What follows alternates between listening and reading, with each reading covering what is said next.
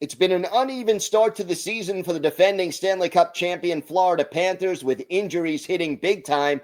Armando Velez of Locked On Florida Panthers joins us to discuss what this team needs to do to get back to elite status. All that and more coming up on today's Locked On NHL podcast.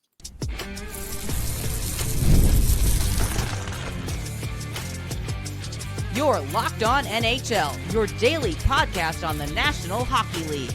Part of the Locked On Podcast Network, your team every day. Welcome, everybody, to the Monday edition of the Locked On NHL podcast. We are part of the Locked On Podcast Network, your team every day. I want to thank everyone who makes Locked On NHL your first listen every day. Don't forget to subscribe on YouTube or wherever you listen to podcasts so you never miss an episode. And thank you for helping to make Locked On the #1 sports podcast network. Today's episode is brought to you by FanDuel. If you want to be right in the middle of the action this season, visit FanDuel.com and place your NFL live bets all season long. It is my pleasure to welcome back to the show the host of Locked On Florida Panthers, Armando Velez. And Armando, it's been an interesting season, not dull, but not what you expected. Besides injuries, what has been the biggest reason for the inconsistent play of the Panthers so far? The inconsistencies for the Panthers just comes down to just getting away from who they have been. And for the first 6 weeks of the season for the Panthers, it's been great defensive play, and then it's been a struggle scoring offensively. But then you see in these last 2 weeks, 2 straight Mondays for the Panthers, they get 8 goals scored as far as goals for. But it's still coming at the expense of some defense at the other end. It's crazy also, Gil, in just these last 2 weeks is the fact that a 2-goal lead for the Panthers has just not been safe. Their 8-5 win against the Vancouver Canucks, they have a 5-3 lead. It gets to 5-5. The Panthers still in that one had no issue putting it away in the third. Their game against the Nashville Predators as well, it was a 2-0 lead in the first period, and then Nashville scores 2 straight. And then these 2 straight games that the Panthers have had against Philadelphia and Calgary, both of them have been 2-0 leads, and they end up on the losing side both times, getting 4+ unanswered goals against. So it's just been a lack of attention to detail, and it's really coming at the expense of the defense, because we even had a conversation on the podcast the other day of, do the Panthers need to actually be splitting starts between Sergei Bobrovsky and Danilo Tarasov? And then Danilo Tarasov starts on Friday, and he gives up the most goals he's given up all season. He's been great for the Panthers. He came into Friday's game at a .913 save percentage, and even then the Panthers couldn't protect the lead. But the Panthers have not provided a good amount of goal support for Danilo Tarasov. And then 2 starts before the Calgary game, they give them 14 goals in 2 games. So it's just a little bit of been that up and down for the Panthers, because they haven't gone on a 3-game winning streak since the first 3 games of the season. Over the last month, every time they've had a loss, they've responded with a win, with the exception of these last 2 games. So it's literally been the teeter-totter for the Panthers this whole season. The penalty kill has been struggling a lot. What's the reason for that, and is it fixable?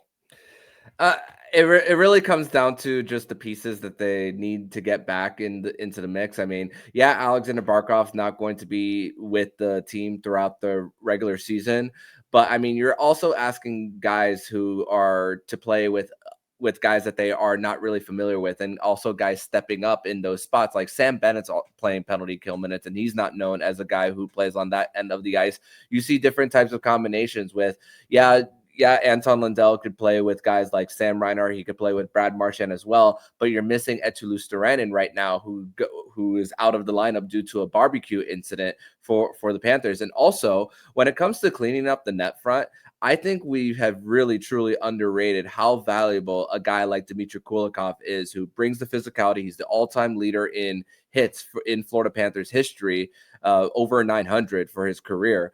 And also their fourth line center from last year in Tomasz Nosek, he doesn't even have an actual designation of when he's supposed to return to the lineup. So that's the thing that the Panthers are missing this season. And I mean, it's been also a revolving door as far as like fourth line center, Noah Gregor, Luke Cunnin. But Tomas Nosek was a piece that was very valuable once he did return to the lineup last year after the Global Series and taking part of the PK for the Panthers. And yeah, he was out of the lineup after they made the trade for Nico Sturm, but right when he was inserted back in game 3 of the second round against Toronto, he really showed his worth as far as like his great defensive play for forward. So it's just a lot of key pieces missing, 4 key pieces on that penalty kill. So it's really the goaltenders have had to work extra harder to make saves and bail the Panthers out. And with the mileage, with the amount of games that the Sergei Bobrovsky has played, these long playoff runs, we can't expect Bob to be Superman for this team for how much difference this has been over the last few years. When do some of these injured players start coming back? Who's closest to returning? Well, the closest one to returning is actually one player who has changed the dynamic of the Florida Panthers, and that's Matthew Tkachuk. Although he is not skating in a team setting, he has skated individually. He actually said that he admitted that on his podcast with his brother Brady on Wingmen, part of the Wave Network, if you guys want to listen to that. But he hasn't skated with the team. Paul Maurice was immediately asked after he dropped that podcast, of course, and he said he had to calm the masses a little bit, saying that he's still a little bit away from coming back. The expectation and the target date is still around the last week of December. The Panthers will have a back-to-back in that area around against the Washington Capitals and the Montreal Canadiens.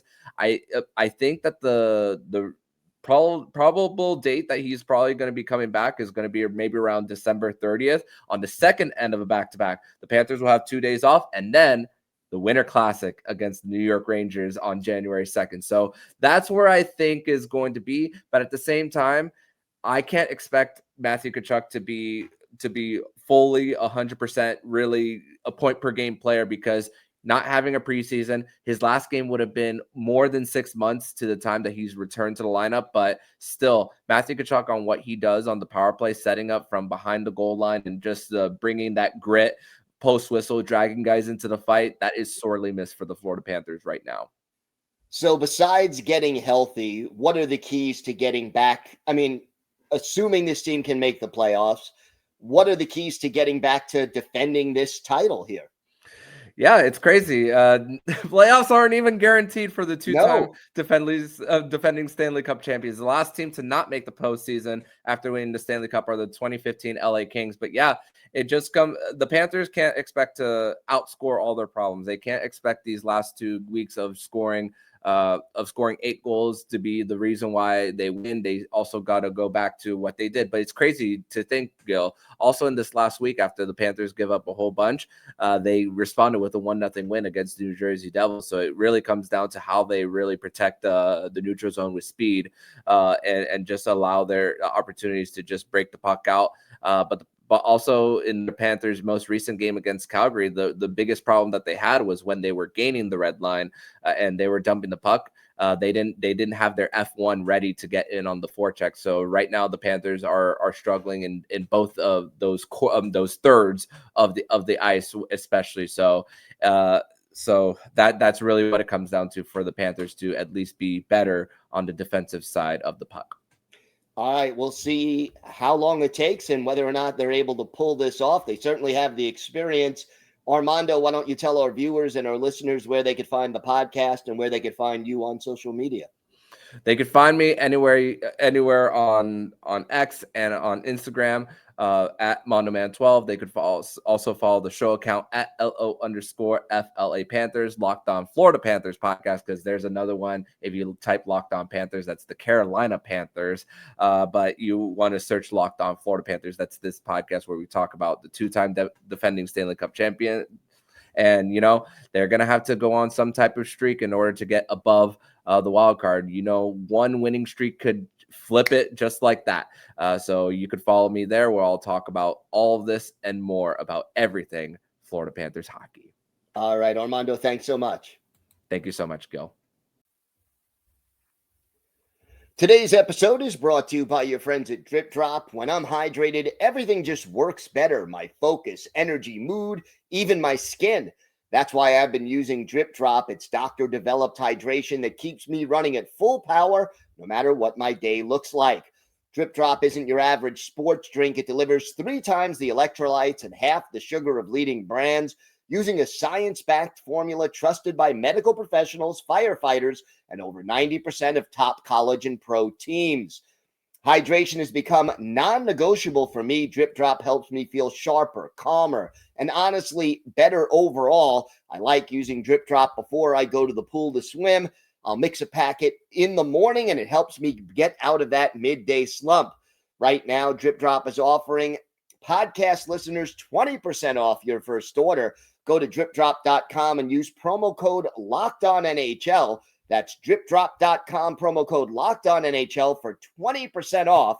Stock up now before the heat hits hard and keep your body and mind performing at their best with Drip Drop.